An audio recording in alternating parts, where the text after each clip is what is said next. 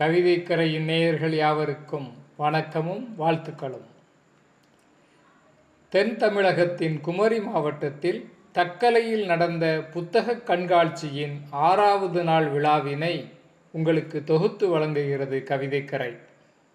August 1 வியாழக்கிழமை மாலை 5 மணிக்கு ஆரம்பித்த இலக்கிய விழாவினை டாக்டர் கவிஞர் திரு சு.தே. கண்ணன் அவர்கள் தலைமை தாங்க வழக்கறிஞர் திரு வி. பொன்ராஜ் அவர்கள் முன்னிலை வைக்க விழா இனிதே ஆரம்பமானது.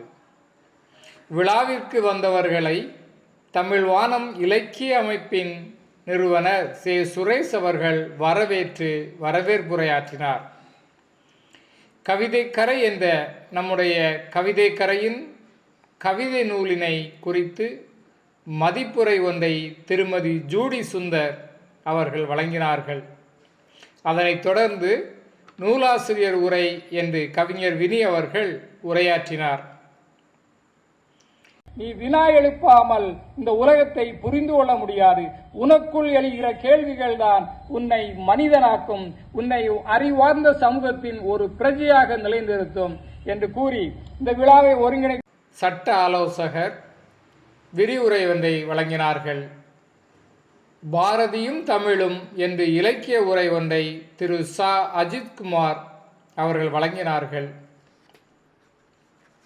விழாவிற்கு வந்தவர்கள் கௌரவிக்கப்பட்டார்கள்.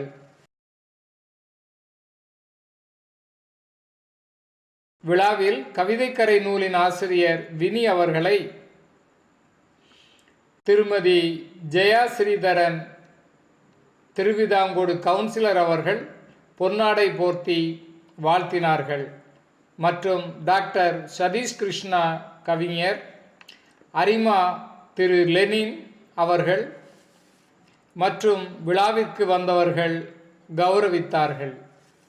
விழாவில் கலந்து கொண்ட அறிஞர் பெருமக்கள், எழுத்தாளர்கள்,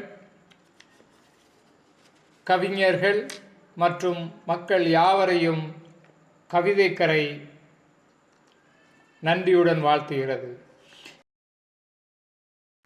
இவ்விழாவினை இந்திய பாரம்பரிய கலை இலக்கிய பேரவை இனிதே நடத்தியது. இதன் தலைவர் சிவானி சதீஷ் அவர்கள் தனி மனிதனாக நின்று இந்த விழாவை ஒருங்கிணைத்து சிறப்பாக நடத்தி வந்தார். விழாவிற்கு நன்றியுரையும் அவரே வழங்கினார். இவ்விழாவினை ஏற்பாடு செய்து வாழ்த்துக்களை வழங்கி ஒருங்கிணைத்த சிவானி சதீஷ் அவர்களின் பணி, இலக்கிய பணி சிறக்க கவிதைக்கரை வாழ்த்துகிறது. நன்றி, வணக்கம்.